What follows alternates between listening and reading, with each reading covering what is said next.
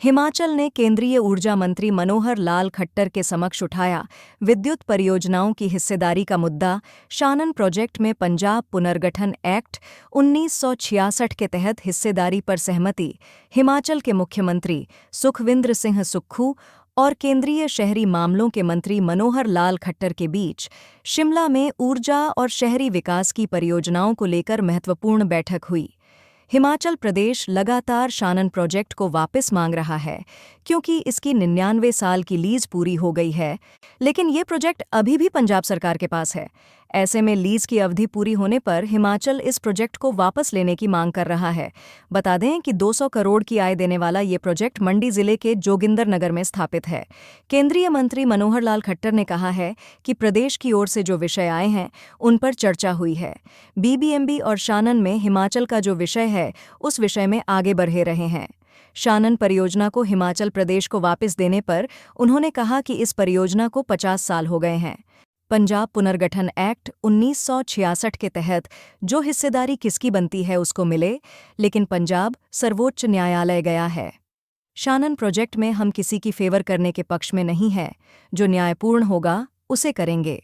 Green bonus मामले में कितना लाभ मिलना चाहिए, इसमें सभी हिली एरिया के लिए नीति बनानी होगी।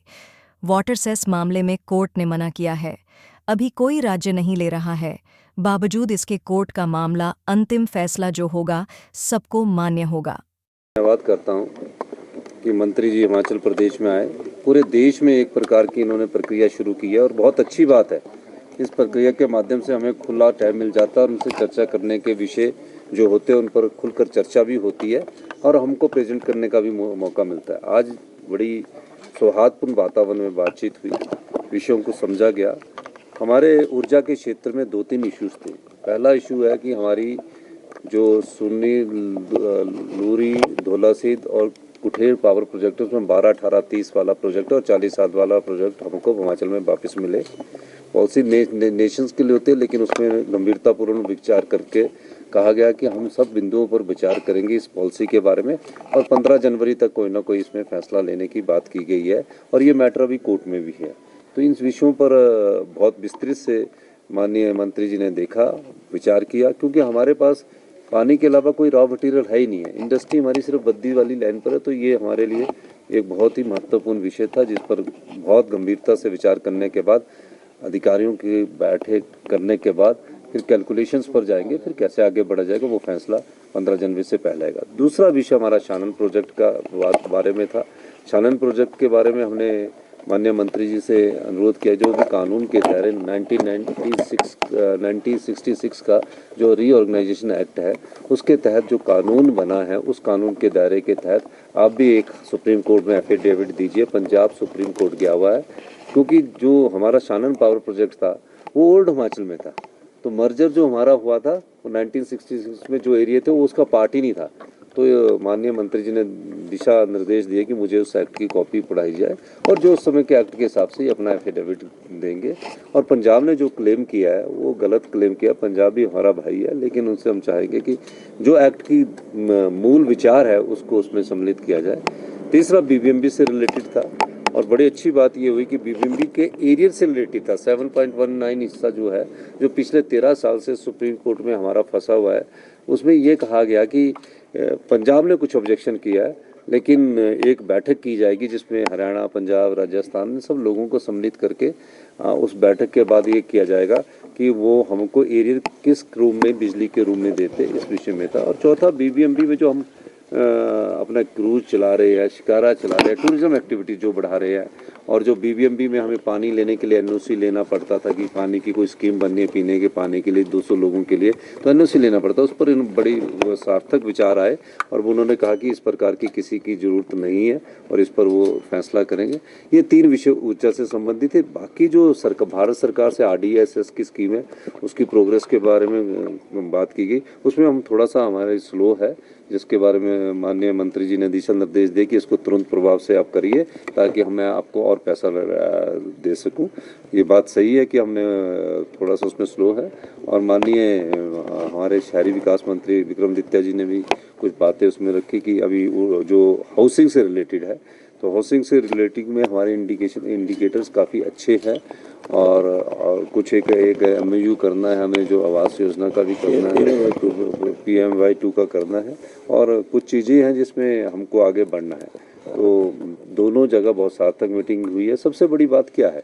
सबसे बड़ी बात है कि 2 घंटे लगाकर कोई केंद्रीय मंत्री यहाँ आकर बात सुनता है तो उसकी बात पर बहुत ज़्यादा बात रहती है। मैं पिछले दिनों भी माननीय मंत्री जी से मिला था अपनी रॉयल्टी के लेकर, हिमाचल के इंटरेस्ट के लेकर, तो माननीय मंत्री जी ने बड़ी गंभीरतापूर्वक बात की और आज भी बड़ी गंभीरतापूर्वक से बात की है, क्योंकि नेशनल प्रोस्पेक्टिव के पॉइंट ऑफ व्यू से भी कई चीज़ों को देखना होता है, लेकिन हमारे स्टेट के इंटरेस्ट को भी हम देखना चाह रहे हैं। हमने कहा कि जब प्राइवेट प्लेयर हमको 12, 18, 30 दे सकते हैं तो लोक उपक्रम क्यों नहीं दे सकते? तो एक स्टडी करना पड़ेगा कि किसका क्या इम्पैक्ट पड़ता है। सारी स्टडी के बाद हम आगे बढ़ेंगे और निश्चित तौर पर आज दोनों विषयों पर बहुत अच्छी बात है। और प्रोग्रेस रिपोर्ट लेकर आपने, हमको भी कुछ चीज़ें पता होती है जब प्रेजेंटेशन होती है, तो हमें भी कुछ चीज़ों का ज्ञान होता है। ये बहुत अच्छी पहल माननीय मंत्री जी ने की और ये मेरे ख्याल पहले ये केंद्रीय मंत्री होंगे जो पूरे राज्यों में जाकर जा रहे हैं। मैं इनका व्यक्तिगत तौर से भी धन्यवाद करूँगा कि आपने जो हमको बातें सुनी है और उस पर गंभीरतापूर्वक फैसला करने की बात कही है। नहीं तो क्या होता है कि मैं जाता हूँ, फिर वो कागज़ पर वहाँ पड़ा रहते हैं, फिर उसके बाद मैं दोबारा जाऊँगा तो करेंगे, लेकिन यहाँ आके एक फैसला तो हुआ। काफ़ी सालों से हमारे कई फैसले अटके थे, 15-15 साल से फैसला अटके थे, और क्योंकि इनके पास अनुभव है, मुख्यमंत्री रहे हैं, तो फैसला करने की ताकत अनुभव देता, नॉलेज होती है, तो इन्होंने फैसला कर दिए।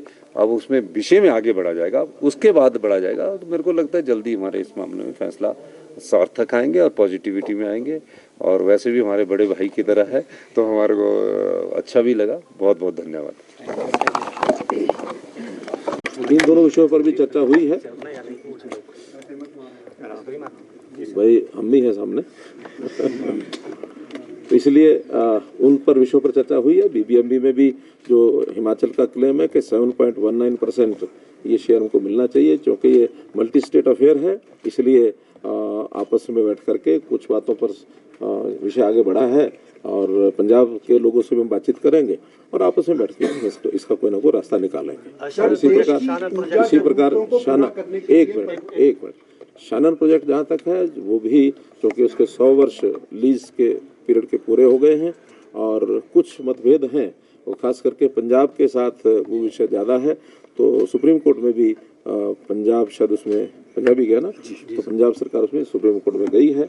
हमको तो एक उसमें एफिडेविट देना है और हम उसमें जो भी पंजाब रीऑर्गेनाइजेशन एक्ट 1966 का था उसके अनुसार कोई मतभेद है उसका अध्ययन करेंगे और अध्ययन करने के बाद जो भी उसमें न्यायपूर्वक होगा, जो ठीक बात होगी, वही केंद्र सरकार का हमारा व्यू पॉइंट रहेगा। हम किसी को अलग से फेवर करने के विषय में नहीं है। हम तो जो चीज़ें as per act, as per laws, वो जो होगा उसके अनुसार हम अपना स्टैंड लेंगे। देश की ऊर्जा, देखिए, देश में एक बात की तो हमारी आवश्यकता है कि हम ज़्यादा ग्रीन एनर्जी की तरफ बढ़ें। हमारा जो टारगेट प्रधानमंत्री जी ने दिया है कि 2030 तक 500 गीगावाट ग्रीन एनर्जी हमको बनानी है और धीरे धीरे जो हमारे फॉसिल ईंधन के द्वारा जो एनर्जी यानी जो थर्मल प्लांट्स हैं उसकी घटा करके और बाकी जो सोर्स हमारे जो प्रोजेक्ट्स हैं उनकी ओर आगे बढ़ना है। अभी ठीक बात है कि हिमाचल जो कि एक पहाड़ी राज्य है, पानी की पर्याप्त मात्रा है और हाइड्रो का ही एकमात्र यहाँ ज़्यादा बड़ा स्कोप है। थर्मल तो यहाँ शायद कोई है भी नहीं, कुछ विंड थोड़ा बहुत होगा, बाकी ज़्यादा हाइड्रो है। तो उस नाते से इनको जो अपनी सारी ऑब्लिगेशंस हैं, RPOs वगैरह, वो सारे तो उससे भी आगे निकल चुके हैं और इनको कितना लाभ मिलना चाहिए, कितना नहीं मिलना चाहिए, ये एक पॉलिसी का विषय है। कोई आज अभी पॉलिसी नहीं है, आगे चल करके अगर इस प्रकार की पॉलिसी बनानी होगी तो सभी हिली एरियाज़ के लिए हमको बनानी होगी। इनकी ओर से डिमांड आई हुई है, उसका विचार करेंगे। हाइड्रो पावर जनरेशन पर देवी में एक टाउनशिप 500 करोड़ का सेंटर के पास काफी समय से पेंडिंग है, तो उसकी क्या प्रोग्रेस है सर? 15 फाइनेंस कमीशन का हमारा इसमें 8,000 करोड़ रुपए का बजट है और उसमें 10 सिटीज़, 2 यानी हिली एरियाज़ में और 8 सिटीज़ प्लेन एरियाज़ में, ऐसा सैंक्शन होनी है। 29 सिटीज़ के अलग अलग प्रदेशों के नाम आए हुए हैं, उनकी प्रेजेंटेशन हो गई है और वो विषय अब बहुत जल्दी निर्णय होकर के और फाइनल होने वाला है कि किस प्रदेश को वो सिटी मिलेगी। और मुझे लगता है कि यहाँ के पैरामीटर जो मुझे बताया गया है, अच्छे जो रिव्यू किया गया है उस विषय का, तो यहाँ की रैंकिंग अच्छी है, संभावना है कि यहाँ वो काम होना चाहिए। हाइड्रो पावर जनरेशन में उत्तराखंड और Jammu Kashmir water cess charge करता है। हिमाचल ने भी एक प्रयास किया था जिसको अभी फिलहाल स्टेट है। क्या केंद्र सरकार इस पे कोई नीति लाएगी ताकि डबल रवैया ना हो, कुछ स्टेट्स ले रही हैं कुछ नहीं ले पा रही? नहीं, इसमें तो प्राय कोर्ट में जो विषय किया गया है, कोर्ट ने मना कर दिया, अभी स्टे लगा है शायद, तो निर्णय कोर्ट ने देना है। हाँ, नहीं, कोई नहीं ले रहा है इस विषय में। सभी जो सुप्रीम कोर्ट ने उसको अभी एक बार रोका है। अब ये सेस लगाने से उसका जो स्टैंड हमारा ये है कि वो अल्टीमेटली एक स्टेट के लाभ के लिए और सारे देश भर के कंज्यूमर के ऊपर वो खर्च जाए, ये हमारा उसमें मत है। हम उसको अपनी ओर से मना किए हुए कि ये नहीं करना है, फिर भी कोर्ट का मामला कोर्ट करेगा, जैसा निर्णय होगा सब मानेगा। सर, देश भर में 36 सोलर पार्क बनने थे, एक हिमाचल प्रदेश में भी उनमें से एक प्रदेश है जहां सोलर पार्क बनना है। क्या स्थिति है और केंद्र कब तक इसमें जो है अगली सैंक्शन प्रदान करेगा?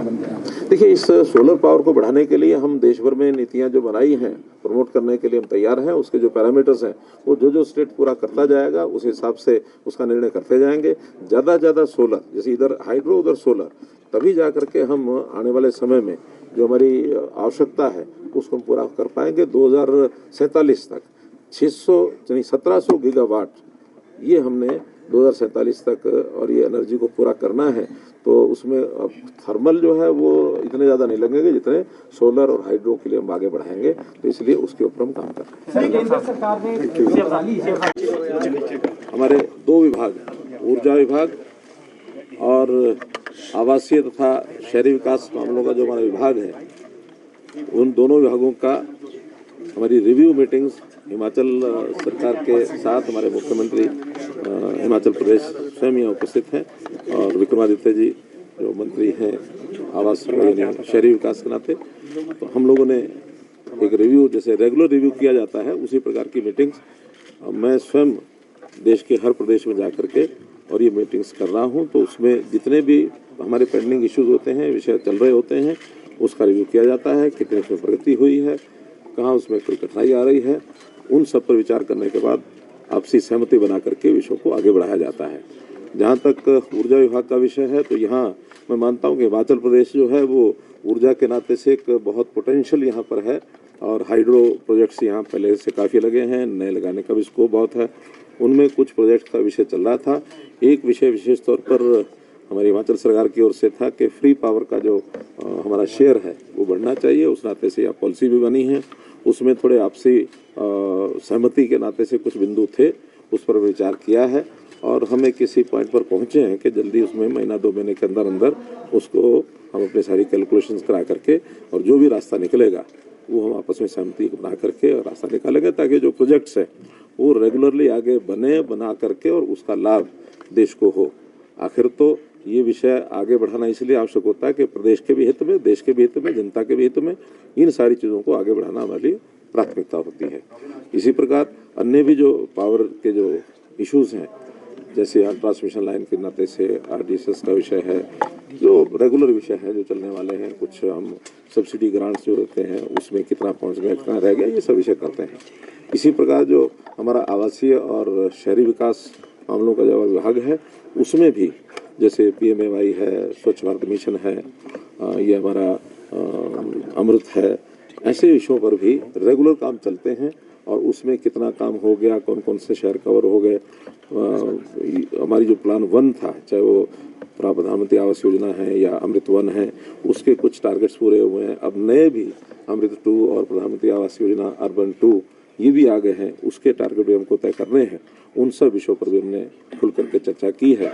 जो प्रदेश की ओर से विषय थे उसको हमने सॉल्व करने के लिए इनको कुछ आश्वासन दिया और जो प्रदेश की ओर से विषय आते हैं वो केंद्र से जो भी अपेक्षाएं होती है उसको पूरा करने के लिए कुछ तो फैसले हाथों हाथ होते हैं, कुछ हम बैठ करके बाद में उन विषयों पर चर्चा करके और जो नीतिगत फैसले होते हैं हम करते हैं।